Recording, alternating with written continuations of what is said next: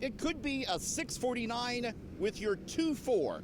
The beer store is already getting a big influx of your taxpayer dollars from the Ford government.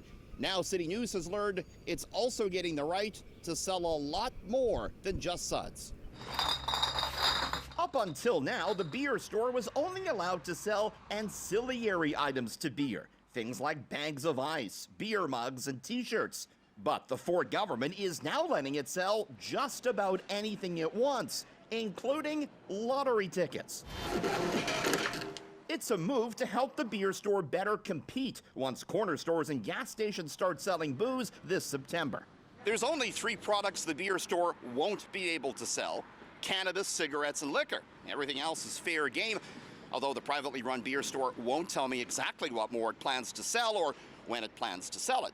So what do you think? If you mix lottery tickets with food, with alcohol, you're indirectly inducing the youths and the young below age to pretend they are going for food and end up purchasing alcohol. I would very much love a situation whereby we know these are designated alcohol stores, these are the designated food stores, then the lotteries can go into the convenience stores. I don't mind, I suppose. Seems logical in many ways.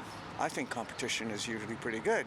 Well, you know who's not particularly thrilled by this? Surprise, surprise, it's the Convenience Store Association. They're worried about if the process is going to be fair. After all, it's the beer store and the LCBO that will be distributing booze to convenience stores starting this fall. If the beer store does become convenience store, do they have the right to deliver to the convenience store, which is basically a competition to the beer store, because once they get into convenience business, they are in convenience business and they have to go by the same rule as convenience stores. You're worried potentially about the beer store as a new competitor to convenience stores, maybe curtailing the delivery of beer. Am I right?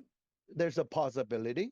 In light of all this, opposition leaders are now wondering if the beer store still needs the more than $200 million taxpayer dollars the government is giving it to smooth the transition to alcohol in corner stores. Well, isn't that the question of the hour? I mean, I would be very interested to hear from the Premier on this, is this a way to level the playing field? And we don't know, because this decision came out of nowhere.